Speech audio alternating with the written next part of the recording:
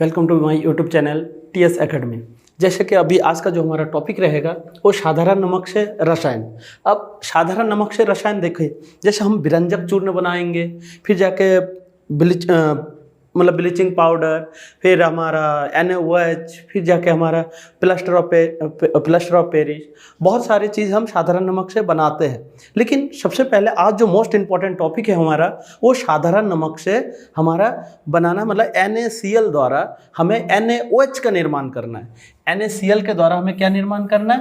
NaOH का निर्माण करना है। अब बात आती है NaOH का निर्माण हम कैसे करेंगे। हमें NaOH का निर्माण करना है साधारण नमक द्वारा।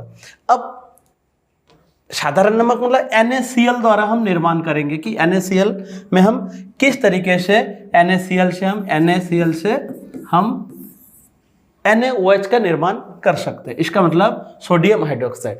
तो इसको हम देखते हैं NaOH का निर्माण कैसे करेंगे। इसके लिए छोटे छोटे पॉइंट आपको याद रखना पड़ेगा। देखिए, सबसे पहले देखिए पेपर में किस तरीके से आता है। एक तो इसका प्रचलित नाम आता है, एक तो इसका क्या नाम आता है? एक तो प्रचलित नाम आता है, प्रचलित नाम। तो इसका जो प्रचलित नाम होता है इसे हम कास्टिक सोडा भी कहते हैं, कास्टिक सोडा भी कहते हैं, इसे हम कास्टिक सोडा भी कहते हैं। और इसका एक रासायनिक सूत्र, तो जो हमारा रासायनिक सूत्र होता है वो होता है NaOH। एक आता है पेपर में रासायनिक नाम, तो रासायनिक नाम आपका होता है सोडियम हाइड्रोक्साइड,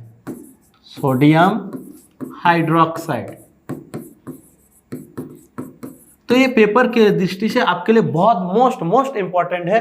एक प्रचलित नाम है दिया जाए को कास्टिक सोडा, रासायनिक सूत्र है दिया जाए सोडियम हाइड्रोक्साइड NaOH, रासायनिक नाम है दिया जाए सोडियम। देखिए Na पर क्या होता है? सोडियम, और OH मतलब क्या होता है? हाइड्रोक्साइड, तो सोडियम हाइड्रोक्साइड। एक मोस्ट इंपॉर्टेंट आता है आपका बनाने की विधि।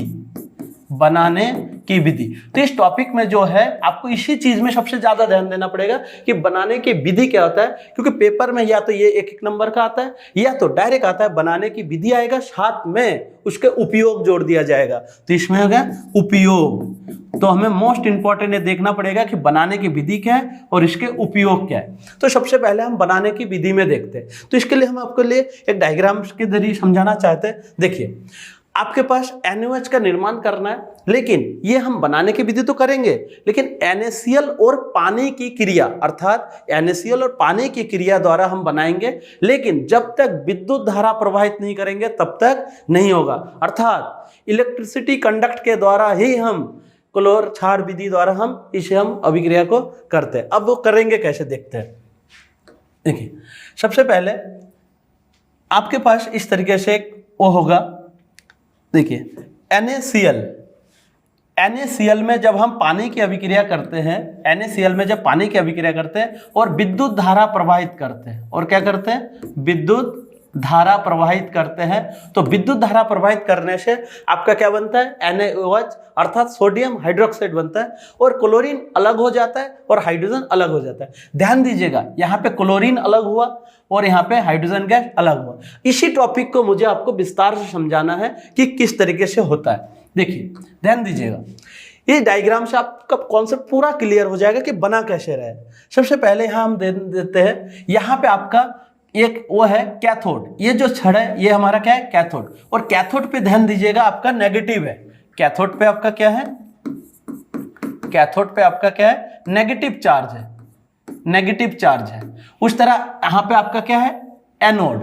और एनोड पे आपका क्या है? एनोड पे आपका क्या होता है? पॉजिटिव चार्ज होता है। तो ध्यान दीजिएगा, कैथोड पे नेगेटिव चार्ज, इसका मतलब पॉजिटिव वाला इनके पास आएगा, और एनोड के पास पॉजिटिव चार्ज, इसका मतलब नेगेटिव वाला इसके पास आएगा। अब अभी मैंने आपको पिछले उसमें बताया कि देखिए NaCl और H2O का अभिक्रिया हो रहा है।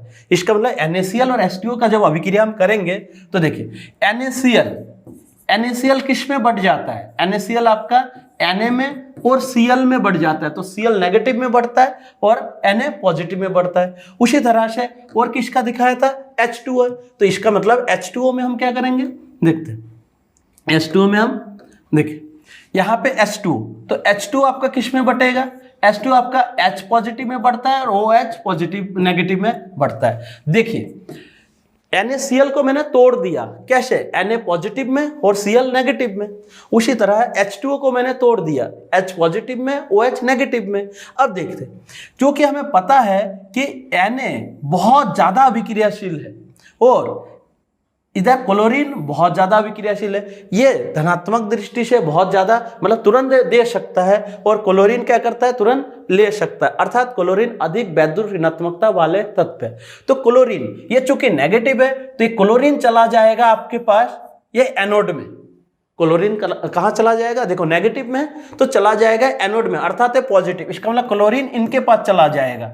और ये जो हाइड्रोजन है, ये हाइड्रोजन किनके पास चला जाएगा, हाइड्रोजन चूंकि पॉजिटिव में बांटा है मैंने तो हाइड्रोजन चला जाएगा आपका कैथोड में, इसका मतलब यहाँ पे हाइड्रोजन चला जाएगा।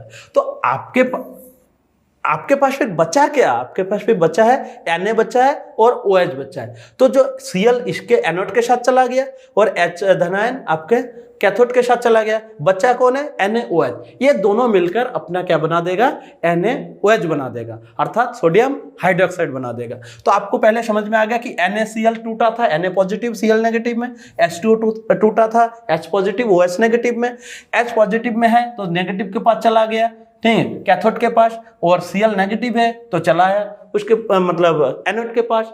अब एक क्रिया क्यों हुआ, क्योंकि चूंकि ये एनोड आपका पॉजिटिव है तो एक मतलब यह क्या करेगा, इलेक्ट्रॉन को लेगा, वो भी कौन सा, अभी देखते हैं। तो दो प्रकार से हम रिएक्शन कराएंगे, एक तो कराएंगे कैथोड पर, एक क्या कराएंगे, कैथोड पर। अब देखते हैं कैथोड पर क्या हो रहा है। देखिए कैथोड आपका यहाँ नेगेटिव चार्ज में है, तो नेगेटिव चार्ज में है तो ये ले किसको रहा है, H पॉजिटिव को। तो यहाँ H पॉजिटिव, यहाँ पे जो H पॉजिटिव है यहाँ, और ये तोड़ेगा तो यहाँ पे एक इलेक्ट्रॉन में ये टूटेगा।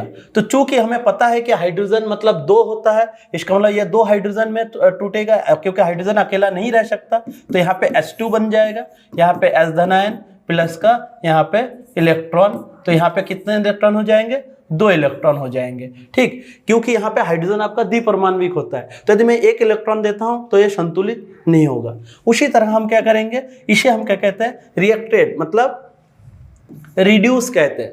जब ऑक्सीजन की वृद्धि होती है और हाइड्रोजन का ह्रास होता है तो मतलब इलेक्ट्रॉन का ह्रास होता है तो उसे हम रिड्यूस कहते हैं। तो यहाँ पे इलेक्ट्रॉन का क्या हो रहा है, ह्रास। उसी तरह पे यहाँ पे क्या हो रहा है, एनोड पर। तो एनोड पर क्या होगा देखते हैं।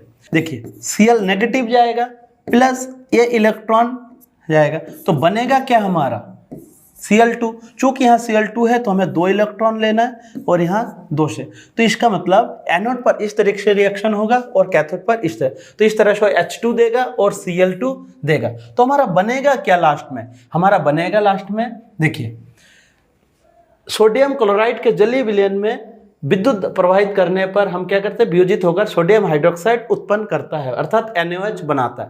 अब बात आती है ये जो Cl2 अलग हो गया और ये H2 अलग हो गया। अभी मैंने बताया कि क्लोरीन कैसे अलग हुआ, हाइड्रोजन कैसे अलग हुआ।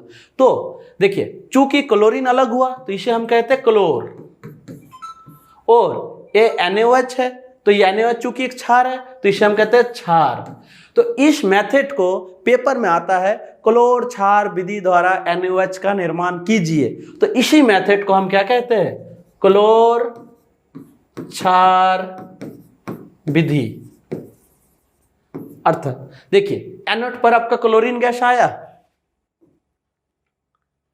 देखिए एनोड पर आपका क्या है, एनोड पर आपका क्लोरीन गैस आया, और कैथोड पर आपका क्या है, हाइड्रोजन गैस आया, ठीक है, और प्राप्त क्या हो गया साथ में आपका NaOH। तो इस तरह से हम पता कर सकते हैं कि हाँ क्या बनाना है, और कैथोड के पास आपका NaOH विलयन प्राप्त हो जाता है। और इसी मेथड को चूंकि यहाँ अभिक्रिया करने के बाद क्लोरीन प्राप्त हुआ इसलिए से क्लोर, और NaOH प्राप्त हुआ इसलिए से क्षार, इसीलिए इस विधि को हम क्लोर क्षार विधि कहते हैं, अर्थात क्लोर एल्कली मेथड कहते हैं। अब देखिए इसका एक मोस्ट इंपॉर्टेंट, अब मैंने आपको बताया था एक बनाने की विधि हो गया।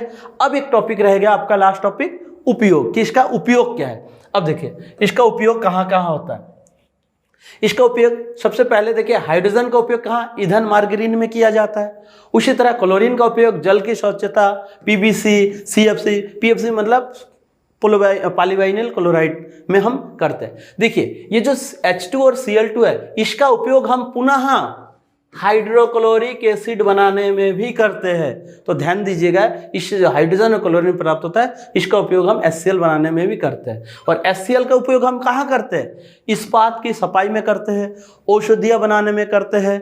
और NaOH का उपयोग हम कहाँ करते हैं, धातुओं से ग्रीस हटाने में करते हैं, साबुन बनाने में करते हैं, कागज बनाने में। आप तो याद रखिएगा, जैसे साबुन बनाने के लिए करते हैं, अपमार्जक में करते हैं, फिर उसके बाद कागज बनाने में करते हैं। जो आप न्यूज़पेपर पढ़ते हैं ना, वो जो कागज बनाने में भी हमारा NaOH होता है। और एक मोस्ट इंपॉर्टेंट, जो क्लोरीन और NaOH है, इसका उपयोग हम विरंजक चूर्ण मतलब CaO Cl2 बनाने में भी करते हैं। जैसे घरेलू विरंजन, वस्त्र विरंजन आदि के लिए भी हम करते हैं। जैसे देखिए साबुन बनाने में हम इसका उपयोग करते हैं।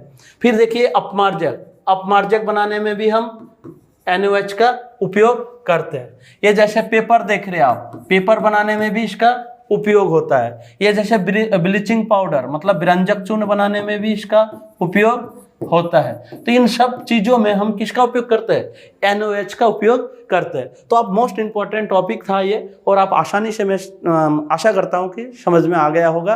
और इमेज के माध्यम से मैंने कोशिश किया है कि बेटर से बेटर समझाने की कोशिश करूँ। Thank you so much.